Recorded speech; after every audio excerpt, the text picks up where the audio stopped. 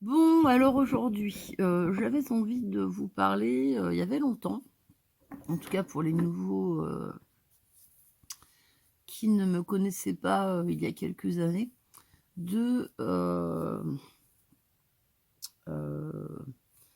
Ralph Waldo Emerson ainsi que Henry David Thoreau, qui au départ d'ailleurs s'appelait David Henry Thoreau, mais qui a changé. Alors voilà, j'ai aucune idée du pourquoi, du comment. Hem,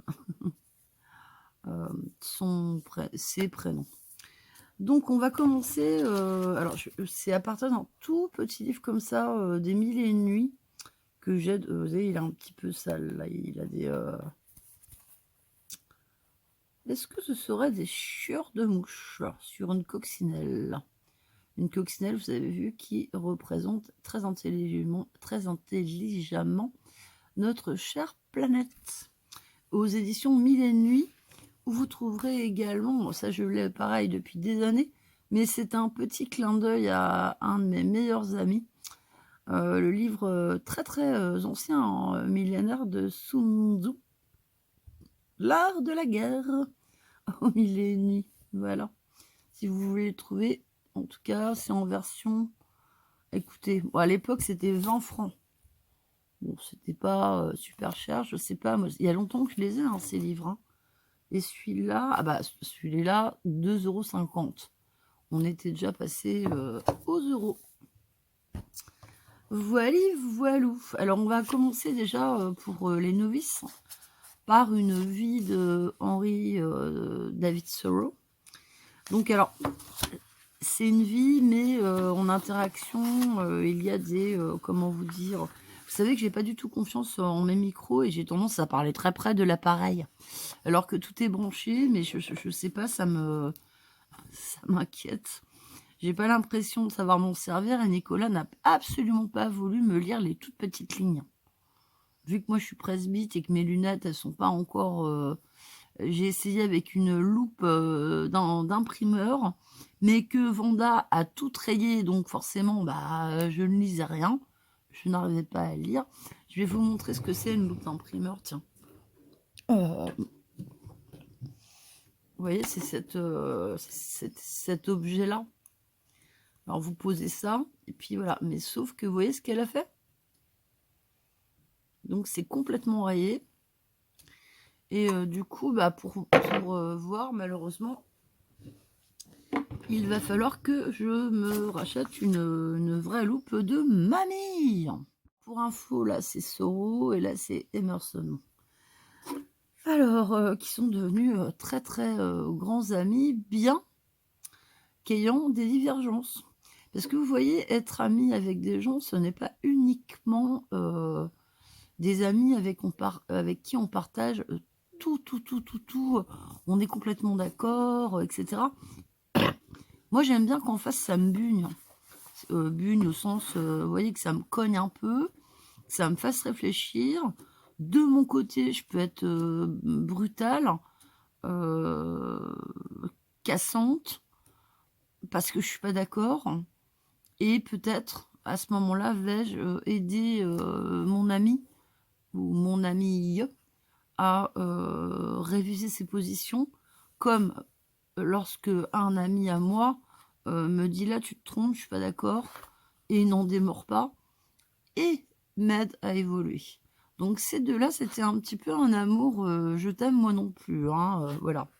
Donc alors, en 1812, John Thoreau épouse Cynthia Dunbar, fille du colonel Elisha Jones, riche propriétaire possesseur d'esclaves, dont les 14 fils se battirent aux côtés des Anglais pendant la Révolution. Donc ça, ce sont les parents de Henry David Thoreau. Le 12 juillet 1817, naissance de David Henry Thoreau à Concorde. Il intervertira ses prénoms en 1837. Ça, j'ai pas l'explication, les amis. 1818, l'Illinois est admis dans l'Union, qui compte maintenant 11 États esclavagistes et 11 États... 11, oui, parce que ça doit être... excusez-moi, c'est un lapsus par rapport à... esclavagiste, donc 11, de mon cerveau l'a traduit en honte. 11 États et 11 États libres. La famille Thoreau s'installe à Chelmsford, Massachusetts, où le père transfère son commerce. 1820, l'admission prévue pour l'année suivante du Missouri dans l'Union menace d'installer à la Chambre des représentants une majorité esclavagiste. Vote d'un compromis autorisant l'esclavage au sud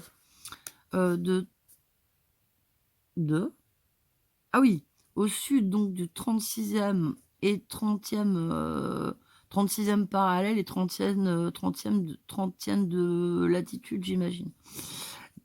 Mais qu'est-ce que c'est que ces traductions? 1821, la famille Thoreau s'installe à Boston, où Henry David commence à aller en classe à l'âge de 5 ans. En 1822, en visite chez sa grand-mère à Walden, il découvre l'étang de Maine. 1823, James Monroe formule sa célèbre doctrine « L'Amérique aux Américains ». 1826, James Fenimore Cooper publie Le Dernier des Mohicans. C'est pour ça que je vous avais dit, c'est une vie, mais avec tout ce qu'il a pu connaître de littérature, de philosophie dans son existence. 1828, Henry David et son frère aîné John entrent à l'Académie de Concord, nouvel établissement qui prépare à l'université. Ils y apprennent le latin, le grec, le français. 1831, insurrection d'esclaves en Virginie, fondation du journal abolitionniste The Liberator. 1833, abolition de l'esclavage dans tout l'Empire britannique. Henry David entre à l'université Harvard, où il bénéficie d'une bourse. Ralph Waldo Emerson revient de son voyage en Europe et s'installe à Concorde. 1835, Thoreau découvre le transcendentalisme. Alors le transcendentalisme, en fait, c'est comment vous dire? C'est comment l'être humain, la nature peuvent coexister en harmonie. En gros, je vous la fais courte. Hein. Et ce sont des préceptes beaucoup qui sont millénaires dans des pays comme l'Inde, où partout où se pratique le bouddhisme, le zazen aussi, les religions shintoïstes au Japon, voilà, un peu l'Asie est très très versée dans ce type de rapport à la nature. Voilà. Donc, 1836, massacre de Fort Alamo. Emerson publie Nature, qui devient la Bible du transcendentalisme, en tout cas aux États-Unis. 1837, Thoreau est diplômé d'Harvard. Il prononce à cette occasion un discours qui contient l'essentiel de son attitude de rebelle vis-à-vis de la société. Il commence le journal qu'il poursuivra toute sa vie. La belle-sœur d'Emerson le présente au grand homme. Thoreau, engagé comme professeur à l'école publique de Concorde, donne sa démission au bout d'une semaine. Il refuse les punitions corporelles. 1838, Henry David ouvre avec son frère John une école privée chez lui. En 1840, Thoreau collabore à la revue transcendentaliste The Dial. Le 12 janvier 1842, John Thoreau meurt du tétanos. Et bah oui, quand on travaille la terre. 1843, à la demande d'Emerson, Thoreau rédige un long article. Ah non, c'est John Thoreau, excusez-moi, John, c'est le papa. Qu'est-ce que je vous raconte comme bêtise? Ah oui, parce que là, vous allez vous dire, mais qu'est-ce qu'il raconte, zinzin? Donc, à la demande d'Emerson Thoreau, donc là, c'est David Henry Thoreau, rédige un long article critique intitulé Paradise to Regenerate sur l'ouvrage de M. Etzler, The Paradise Within the Reach of All Man, Without Labor, by Power of Nature and Machinery. Donc en gros, c'est le paradis sans forcément de riches hommes, sans travail, labor, avec le pouvoir de la nature et de la machinerie, donc de l'ingénierie, de tout ce qui va nous arriver malheureusement dès la seconde partie du 19e siècle et malheureusement le 20e siècle étant l'apogée et le 21e, là, on est en train de se terminer. 1844, Thoreau entreprend la lecture de, alors là justement, de la Bhagavad, excusez-moi, je parle pas très bien, je parle pas très bien hindou, de la Bhagavad Gita, je sais pas si je prononce bien, hein, désolé les amis indiens, justement à cause du transcendalisme. 1845, il décide d'aller vivre seul dans les bois avec l'aide d'Emerson et d'autres amis. Il construit une cabane en bois de pin au bord de l'étang de Walden et s'y installe le 4 juillet. 1846, guerre du Mexique. Thoreau passe une nuit en prison pour refus de payer ses impôts. Alors c'est pour ça, vous voyez, cette petite image. Henri, pourquoi es-tu ici? Et puis, nous avons David, justement, non, Waldo, qui lui dit, non, attendez, je sais plus où j'en suis, moi. Donc, Henri, pourquoi tu es là? Et justement, Thoreau qui lui répond, et toi, pourquoi tu n'y es pas? Alors, donc, il passe une nuit en prison pour refus de payer ses impôts à un État qui admet l'esclavage et fait la guerre au Mexique. 1847, Thoreau quitte sa cabane. Hélène, la sœur de Thoreau, meurt de tuberculose. Publication à ce moment-là de la désobéissance civile, qui reste évidemment l'ouvrage de référence de Thoreau. 1851, parution de Moby Dick d'Herman Melville, Thoreau donne pour la première fois le 23 avril au Concord Lyceum sa conférence de la marche, qui sera publiée en 1862. 1853, Thoreau aide fréquemment des esclaves à fuir au Canada.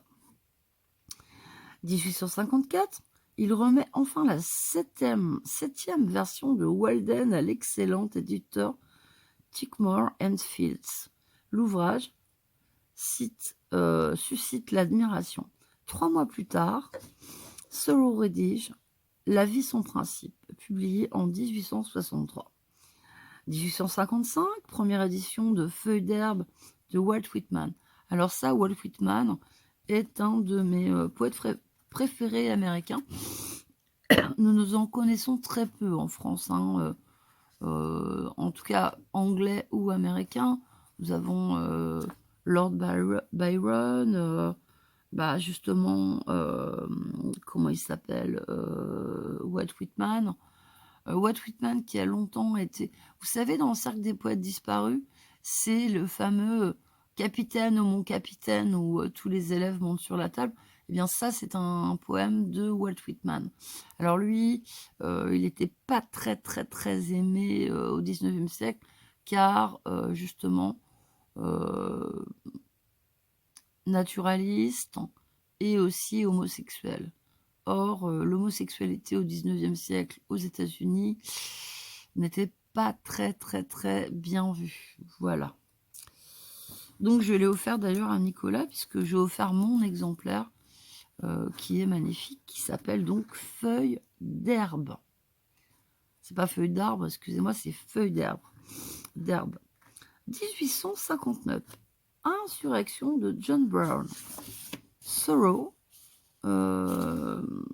prononce un plaidoyer pour John Brown à Concord, puis à Boston et à Worcester. 1860, la colline du Sud fait sécession. 1861, début de la guerre de sécession. 1862, Lincoln recrute des volontaires. Le 6 mai, David Thoreau meurt. 1906, première publication de ses œuvres complètes en 21 volumes. Voilà, donc c'est une chronologie établie d'après le travail de Laurence Vernet pour la revue Europe, juillet-août 1967. Après, j'ai envie de vous lire un petit morceau, justement, de le paradis à reconquérir, où justement il fait une critique intelligente d'un extrait d'un autre auteur qui lui voyait vraiment, il s'imaginait presque déjà l'an 2000 avec des voitures qui volent. Alors par contre, je vais vous le faire en 2 parties parce que je crains que ça soit un peu trop long. Donc ceux qui seront intéressés par une petite lecture, hein, pas énorme, hein, parce que je vais pas vous le lire en entier, bien qu'il soit, ce soit un tout petit ouvrage, mais néanmoins, je veux pas vous fatiguer. Donc ceux qui auront envie d'entendre justement ce que Thoreau a à répondre à Monsieur Hetzler, eh bien, originaire d'Allemagne, eh bien, à ce moment-là, vous écouterez la seconde partie. À tout de suite, peut-être. Voilà, je vous ai mis en fond d'écran mon exemplaire. Donc, aux éditions Mille et Nuits. Je ne sais pas si les éditions Mille et Nuits existent encore, mais je pense que oui, tout de même. C'était vraiment des très très petits bons livres. Moi, j'ai beaucoup de choses. J'ai beaucoup de bouquins de gauchistes, hein, puisque c'était ma grande époque. Bref, le paradis à reconquérir, entre parenthèses pour le re. Alors, nous apprenons, ça c'est donc Thoreau qui écrit, que Monsieur Hetzler est originaire d'Allemagne et qu'il a d'abord publié son livre en Pennsylvanie, il y a 10 ou 12 ans de cela. À présent, une seconde édition anglaise, à partir de l'édition américaine originale, est attendue par les lecteurs de l'autre côté de l'océan, en raison, selon nous, du développement récent des doctrines de Fourier. Alors Fourier, on nous dit que c'est un philosophe français, 1772-1837, prenant à travers sa théorie des 4 mouvements et ses ouvrages ultérieurs une sorte de socialisme utopiste.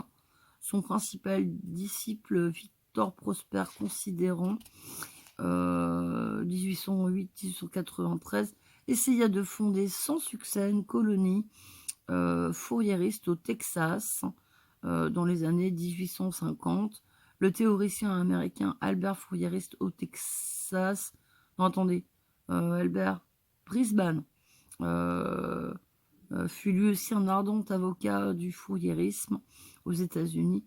Il le défendit à travers son ouvrage Social Destiny of Man de 1840 et participa activement à la création de la ferme expérimentale de Brook Farm dans le Massachusetts, qui compta parmi ses membres, bon, on s'en fout, Nathaniel Hawthorne, que je connais pas, et parmi ses visiteurs, le philosophe Ralph Waldo Emerson, donc l'ami de Thoreau. Alors, on était où? C'est là un signe de force. Force est de nous dire qu'une fois cet ouvrage permet, nous avons une idée plus large et une conception plus vaste de nos devoirs en ce monde. Nous en sommes sortis grandis, et que nous nous posions plus de questions suffit à justifier que nous nous intéressions à ce livre. Arrêtons-nous, mais je lis très mal aujourd'hui, sur ce que propose Monsieur Hetzler. Alors ça, c'est Hetzler qui écrit. Mes amis, mes semblables, je vous promets que de vous montrer par quels moyens créer un paradis en l'espace de 10 ans où chacun pourra trouver en abondance, l'abondance, tout ce que l'existence humaine peut souhaiter, et ce, sans le moindre effort ni le moindre débours, où la face de la terre sera changée du tout au tout et embellie, où l'homme pourra vivre dans le plus somptueux palais avec tout le raffinement et le luxe imaginable, et dans les plus majestueux jardins, où il pourra accomplir en une seule année, sans le moindre effort, tout ce qui jusqu'ici nécessitait plusieurs millénaires, où il pourra abraser les montagnes, inonder les vallées, créer des lacs, assécher des lacs et marais, tisser dans les terres tout un beau réseau de canaux et de routes afin de transporter de lourdes cargaisons de plusieurs milliers de tonnes et parcourir des milles et des milles en 24 heures. 24 heures, hein, tout de même. Où il pourra recouvrir l'océan d'îles flottantes. Eh ben oui, vous savez, on y est déjà chez les Arabes, là, je sais plus où, là, Dubaï, machin. Ils nous ont fait des îles flottantes, susceptibles d'être déplacées dans n'importe quelle direction, voulues avec force, puissance et célérité, en toute sécurité, et pourvues de tout le confort et le faste désiré, abritant jardins et palais, peuplés de milliers de familles, approvisionnées par des ruisseaux d'eau douce, bah tiens, où il pourra explorer l'intérieur du globe et voyager d'un pôle à l'autre en une quinzaine de jours, où il pourra acquérir les moyens que nous ignorions jusqu'aujourd'hui, qui lui permettront d'accroître sa connaissance du monde et, partant de son intelligence, où il pourra vivre heureux toute sa vie durant, goûter des plaisirs aujourd'hui inconnus, où il pourra s'affranchir de tous les maux qui affligent l'humanité, à l'exception de la mort, et même repousser celle-ci bien au-delà de l'échéance ordinaire d'une vie humaine, tout en la rendant moins pénible. L'humanité pourra ainsi vivre dans un monde nouveau, dont elle pourra jouir incomparablement supérieur au monde actuel, atteindre un niveau d'existence plus élevé. Et oui, et oui. Donc là, Soro va lui répondre. Si l'on se fie à ces quelques lignes et à divers autres indices, il semblerait qu'il y ait un transcendentalisme dans la mécanique, comme il en existe un dans l'éthique. Tandis que le champ d'action du premier type de réformateur se situe au-delà des frontières de l'espace, le second développe des plans pour l'élévation de la race humaine jusqu'en ses confins les plus extrêmes.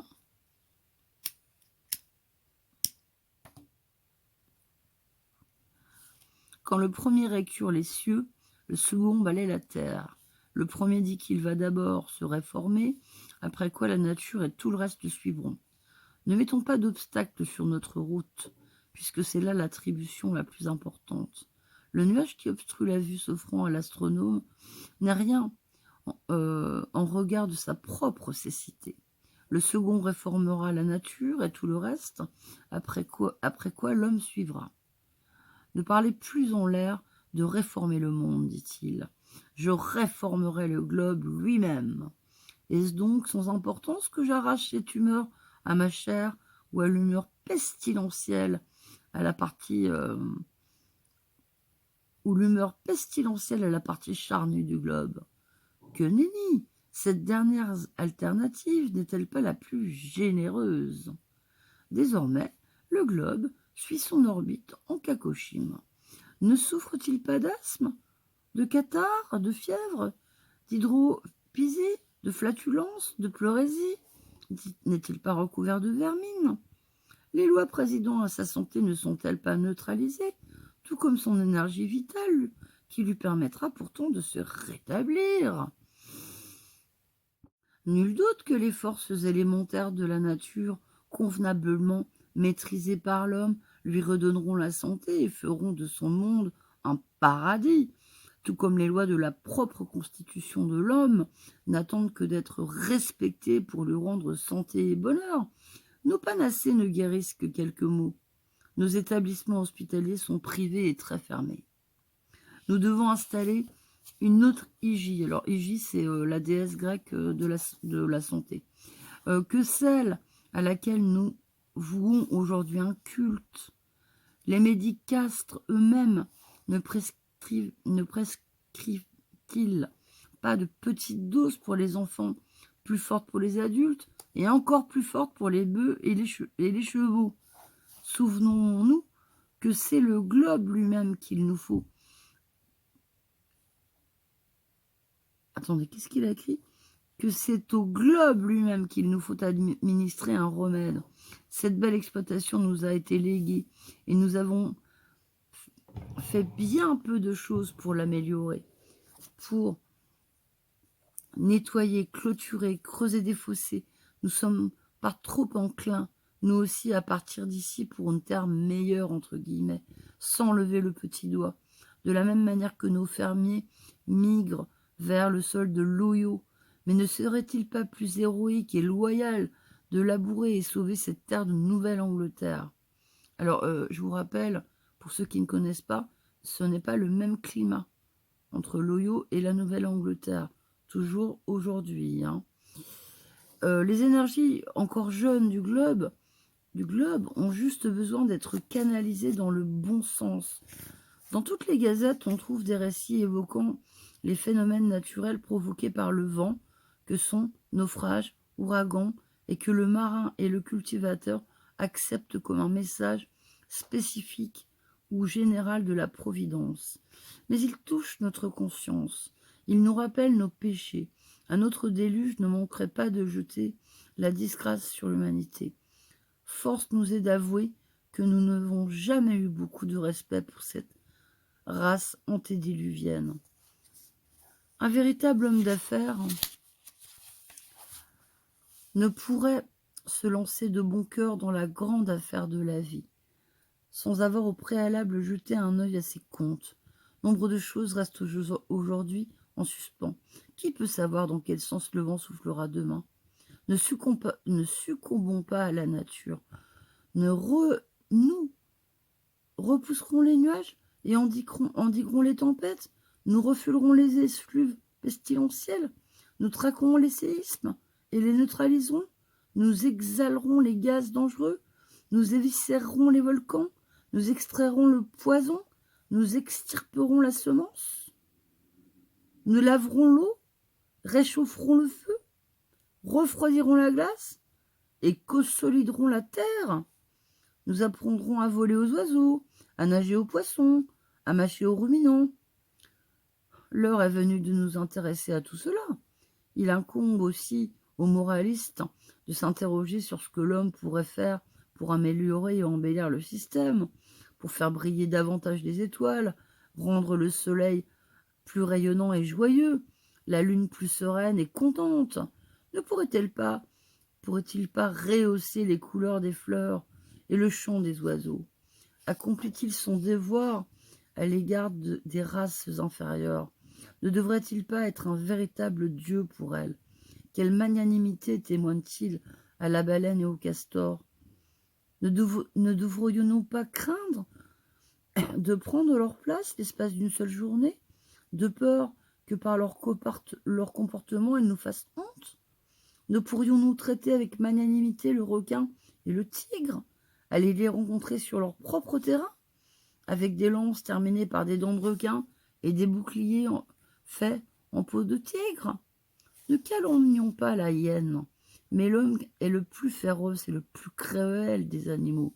Ah, il fait montre de bien peu de foi, jusqu'aux comètes et aux météores égarés, qui ne manquent pas de le remercier et de le retourner à leur manière ses gentillesses.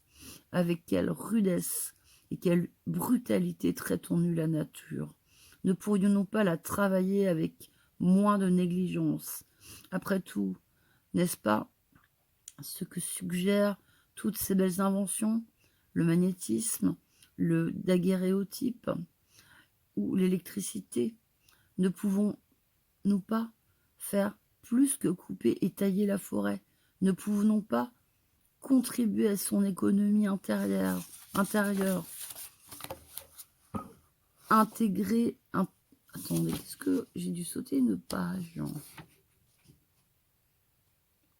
Ah non, excusez-moi, c'est cela. Aider à la circulation de la sève. Mais nous travaillons aujourd'hui de façon superficielle et violente.